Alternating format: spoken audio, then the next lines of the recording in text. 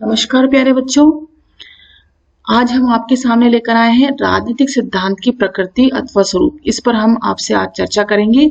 इससे पहले के वीडियो में हमने राजनीतिक सिद्धांत क्या है इसके बारे में चर्चा की थी और राजनीतिक सिद्धांत के का विषय क्षेत्र क्या है इसके बारे में भी हमने आपसे चर्चा की थी। अब हम बच्चों आज हम ये समझने का प्रयास करेंगे कि राजनीतिक सिद्धांत की प्रकृति और स्वरूप क्या है। इस प्रकृति और स्वरूप को हम दो भागों में बांटते हैं, परंपरागत राजनीतिक सिद्धांत और आधुनिक राजनीतिक सिद्धांत। परंपरागत राजनीतिक विचार सिद्धांत के अंतर्गत हम प्लेटो, अरस्तु, Hobbes, Locke, Kant, Hegel, Montesquieu, Mill और कार्ल मार्क्स को हम देखेंगे। और इससे पहले हमने जो प्रथम अध्याय हमने पढ़ा था राजनीति क्या है, उस अध्याय में हमने इन विचारकों के बारे में चर्चा भी की थी, इन विद्वानों के बारे में चर्चा भी की थी। प्लेटो, अरस्तु, Hobbes, Locke, Kant, Hegel, Montesquieu, Mill और कार्ल मार्क्स, इनसे हम परिचित हैं। और 20वीं शताब्दी के कुछ प्रमुख और विचारक थे जिनका नाम है Lord Bryce, Carl Laski, MacIver. ये भी परंपरावादी लेखकों की श्रेणी में ही रखे जाते हैं। परंपरावादी राजनीतिक सिद्धांत की प्रकृति क्या है, इसमें सबसे पहला बिंदु आता है समस्याओं को समाधान प्रस्तुत करने का प्रयास। समस्याओं का समाधान प्रस्तुत करने का क्या प्रयास किया गया है इसमें? परंपरागत लेखक की रचनाओं पर अपने युग की समस्याओं का स्पष्ट प्रभाव देखने को मिलता है। इतना ही नहीं, ये लेखक अपने अपने ढंग से उन समस्याओं का एक स्थायी समाधान ढूंढने की भी कोशिश करते हैं। जैसे हम बात करें प्लेटो की, तो प्लेटो इस समस्या से जूझ रहे थे कि यूनान के नगर राज्यों में राजनीतिक स्वार्थ और कलह का जो वातावरण मौजूद है उससे छुटकारा कैसे मिले। इसके लिए प्लेटो ने दार्शनिक शासक के सिद्धांत की स्थापना की। कहने का मतलब यह है, कहने का अभिप्राय यह है बच्चों कि राजनीतिक सिद्धांत के अंतर्गत समस्याओं का समाधान मतलब हर एक विचारक ने अपने समय की समस्याओं को लेकर के किन सिद्धांतों को शामिल करके, किन सिद्धांतों का प्रयोग करके उन समस्याओं को से समाधान प्रस्तुत किया था, इस विषय पर चर्चा की जा रही है इसमें। और प्लेटो इस प्रकार से इस समस्या से जूझ रहे थे कि राजनीतिक स्वार्थ और कलह को कैसे दूर किया जा सकता है, कैसे उससे छुटकारा मिल सकता है। इसके लिए प्लेटो ने दार्शनिक शासक के सिद्धांत की स्थापना की थी, जिसका नाम है, इंग्लिश में हम इसे बोलते हैं फिलोसोफर किंग। तो आप ध्यान रखिएगा, कई बार दो छोटे प्रश्नों में पूछ लिया जाता है कि दार्शनिक शासक का सिद्धांत किसका था, तो हमें ध्यान रखना होगा कि यह सिद्धांत किसका था, प्लेटो का।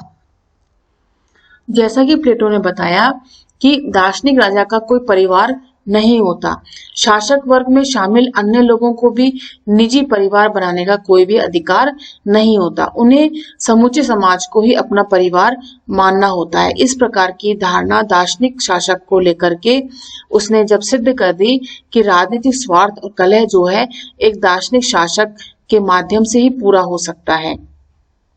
इटली की तत्कालीन दशा से दुखी होकर मैकियावेली इस परिणाम पर पहुंचे कि शासक का मुख्य कर्तव्य जैसे भी बने अपने राज्य का विस्तार करना, उसे सशक्त बनाना है। क्या मतलब हुआ कि शासक का प्रमुख कार्य क्या है?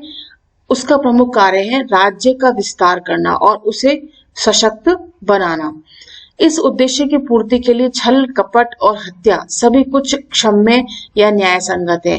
इस उद्देश्य की पूर्ति के लिए यदि वे छल भी करता है, कपट भी करता है, हत्या भी करता है, तो वो सब चीजें क्या हैं? क्षमा योग्य है, न्याय संगत है। इंग्लैंड में 17वीं सदी का दूसरा चरण बड़ी अशांति और राजनीतिक हलचलों का युग था।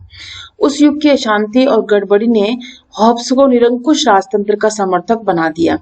उसके चिंतन का मुख्य ध्येय क्या था कि राज्य के लिए किसी ऐसे मजबूत आधार की खोज करना था जिससे कि गृह युद्ध और अशांति का सदा सर्वदा के लिए खात्मा किया जा सके, मतलब उसे समाप्त किया जा सके। कहने का अभिप्राय यह है प्यारे बच्चों कि प्लेटो, अरस्तु, मैकियावेली, हॉब्स, लॉक, इन्होंने अपने समय में जो समस्याएं देखी उसका समाधान प्रस्तुत करने का प्रयास किया।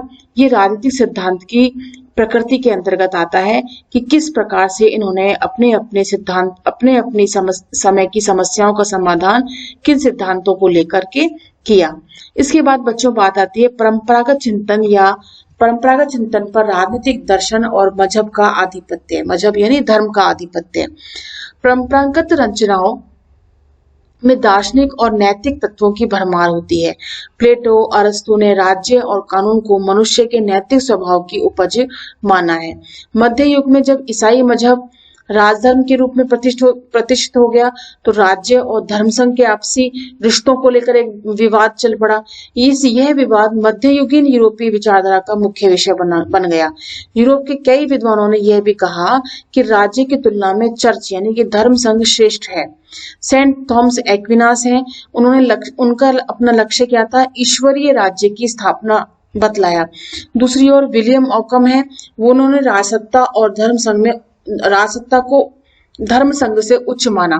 परंपरागत चिंतन चूंकि दर्शन शास्त्र और मजहब से प्रभावित है इसलिए यह निगमनात्मक है, अर्थात अधिकांश परंपरावादी लेखकों ने वैज्ञानिक विधियों का उपयोग नहीं किया, उन्होंने मानकीय उपागम का सहारा लिया। मानकीय उपागम का अर्थ क्या होता है बच्चों? मस्तिष्क में किन्हीं खास आदर्शों की कल्पना कर ली जाती है और उस कल्पना को व्यवहारिक रूप में देने का प्रयास किया जाता है और सिद्धांत का निर्माण किया जाता है। इस अध्ययन पद्धति को अपनाने वाले लेखकों में आते हैं जिनका नाम आता है प्लेटो, रूसो, कांट, हीगल, बर्ग। इनके नाम उल्लेखनीय हैं और इन विद्वानों ने मनगढ़ंत आदर्शों के आधार पर आदर्श राज्य की रचना प्रयास किया। इनमें वैज्ञानिकता का कोई भी पुट नहीं था, कोई भी तथ्यात्मकता नहीं थी। प्लेटो के दार्शनिक शासक के आदर्श को हमारे समक्ष रखा जाए और जबकि रूसो की सामान्य इच्छा के सिद्धांत का प्रतिपादन किया और हीगल ने पूर्ण विकसित राज्य राजतंत्र ही होता है, सम्राट राज्य की एकता का मूर्तिमान स्वरूप है। अर्थात हीगल ने कहा कि पूर्ण विकसित राज्य क्या है? राजतंत्र ही होता है। सम्राट राज्य का एकता और मूर्तिमान स्वरूप होता है कि सम्राट ही जो है वही एकता का प्रतीक है, वही मूर्तिमान स्वरूप है, ऐसा हीगल ने कहा। तो इनकी मनगढ़ंत या काल्पनिक या हम कह सकते हैं दार्शनिक जो सोच थी उसके आधार पर ही इन्होंने राज्य की रचना करने का प्रयास किया और इनकी इस रचना में कोई भी वैज्ञानिकता का पुट या व्यवहारिकता का पुट इसमें नहीं था। पर कई परंपरावादी लेखक ऐसे भी हैं जिन्होंने मानकीय उपागम के साथ साथ आनुभाविक उपागम का भी उपयोग किया, मतलब तथ्यात्मक या तथ्यों का संकलन और आंकड़ों के संकलन पर भी अपना ध्यान केंद्रित किया। जिसमें सबसे जो नाम लिया जाता है, प्रमुख नाम, उसमें नाम आता है अरस्तु का, जिसने 158 संविधानों का अध्ययन करके 158 संविधानों का या नगर राज्यों की शासन व्यवस्था का अध्ययन करके निष्कर्ष निकाले और अपनी कल्पना के आधार पर, अपनी मानकीयता के आधार पर, अपने आनुभाविक पद्धतियों के आधार पर दोनों को मिला करके उन्होंने निष्कर्ष के रूप में एक सिद्धांत, सरकार का सिद्धांत जो है, संविधान का जो सिद्धांत है उसको प्रकट करने का, उसको व्यवहारिक रूप में लाने का प्रयास किया।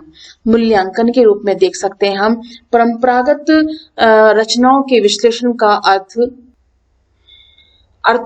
उनकी आलोचना करना नहीं है। राजनीतिक सिद्धांत के निर्माण में इन विद्वानों की बड़ी महत्वपूर्ण भूमिका रही है।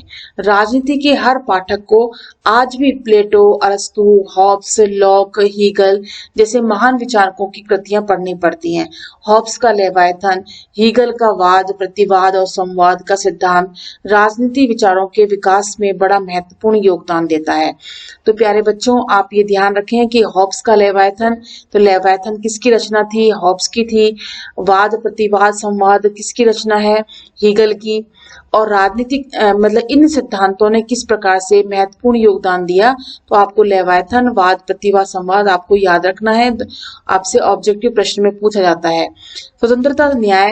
स्वतंत्रता, न्याय, आज्ञाकारिता और प्राकृतिक अधिकारों को समझने के लिए इन विचारकों द्वारा दी गई व्याख्याओं की आवश्यकता होती है। इसके अतिरिक्त हॉब्स और लॉक की रचनाओं को पढ़कर हम ब्रिटेन में सम्राट और संसद के बीच चल रहे तत्कालीन संघर्ष के विषय में बहुत कुछ जान भी सकते हैं।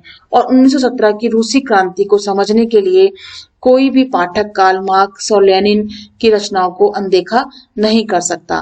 तो कहने का मतलब यह है बच्चों कि इसमें ये बताने का प्रयास किया है कि अगर जब हम राजनीति विज्ञान या राजनीतिक सिद्धांत का हम अध्ययन करते हैं तो हमें प्लेटो को भी पढ़ना होगा, अरस्तु को भी पढ़ना होगा, हॉब्स, लॉक, हीगल को भी पढ़ना होगा, हॉब्स के लेवायथन को भी पढ़ना होगा।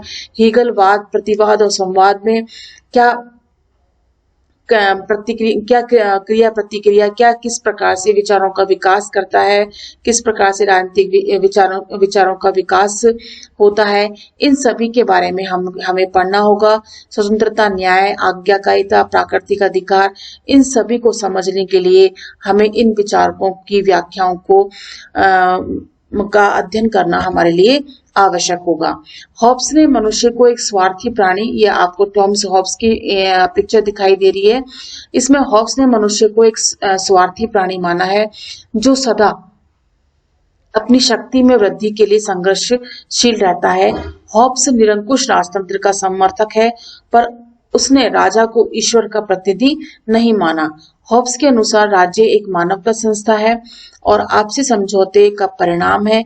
आने वाली पीढ़ियों ने उसके कई सिद्धांतों से असहमति जताई, लेकिन हॉब्स के राजदर्शन में उन्हें एक ऐसी खान मिली जिसे इसलिए खोदना पड़ता है क्योंकि उसमें से एक मूल्यवान धातुएं निकलती रहती हैं। ऐसा C.L. वेयर कहते हैं।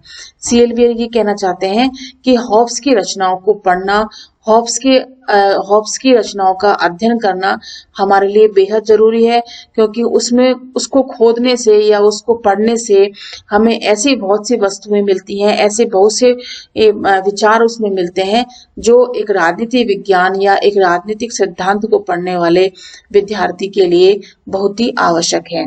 तो प्यारे बच्चों, इस प्रकार से हमने परंपरागत आधुनिक राजनीतिक सिद्धांत की प्रकृति को समझा और जानने का प्रयास किया कि परंपरागत राजनीतिक सिद्धांत के अंतर्गत हमें किन किन विचारकों को पढ़ना है और किन किन विचारकों ने अपने अपने समय के समस्याओं का समाधान खोजा। जैसे कि आप देख सकते हैं लेवायथन की बात आई, जिससे हम वाद, प्रतिवाद, संवाद में हीगल की बात आती है। अरस्तु के 158 संविधानों के अध्ययन की बात आती है। तो इस प्रकार से हमने प्लेटो के दार्शनिक शासक की भी हमने चर्चा करी और रूसो की सामान्य इच्छा के बारे में भी हमने चर्चा करी। मानकीय उपागम क्या होता है, जो मस्तिष्क में मानकीय उपागम से जो हमने अर्थ लिया था उसका अर्थ है मस्तिष्क में जो विचार हमारे सामने आता है, जो कल्पना हमारे सामने आती है, उसी को ही व्यवहारिक रूप में परिणित कर देना या उसी को ही मान लेना, वही सिद्धांत कहलाता है, जिसमें प्लेटो, रूसो, कांट, हीगल, बर्ग के नाम उल्लेखनीय रहे हैं। और इसके अलावा बच्चों हमने परंपरागत राजनीति चिंतन में राजनीति दर्शन और मजहब के आधिपत्य को भी पढ़ा, जिसमें मजहब को ही सबसे राजनीति के अंतर्गत राज्य से सर्वश्रेष्ठ मजहब को यानी धर्म को यानी चर्च को माना गया। इसमें हमने दार्शनिक राजा की भी हमने बात करी प्लेटो की। तो इस प्रकार से प्यारे बच्चों हम हॉब्स के निरंकुश राजतंत्र की भी बात करते हैं। तो कहने का तात्पर्य यह है बच्चों कि परंपरागत राजनीतिक सिद्धांत के अंतर्गत विभिन्न समस्याओं को लेकर के किस किस प्रकार से समाधान विभिन्न विचारकों ने प्रस्तुत किए हैं, यह हमने परंपरागत राजनीतिक सिद्धांत की प्रकृति के अंतर्गत समझा। और इसमें सबसे ज्यादा जो जोर दिया गया वो मानकीय उपागम पे दिया गया और अनुभाविक उपागम का प्रयोग सिर्फ और सिर्फ अरस्तु के माध्यम से किया गया, जिसने 158 संविधानों का अध्ययन किया। अब नेक्स्ट वीडियो में हम इसकी आधुनिक राजनीति सिद्धांत की प्रकृति के बारे में चर्चा करेंगे। तब तक के लिए हम आपसे विदा लेते हैं। नमस्कार और धन्यवाद।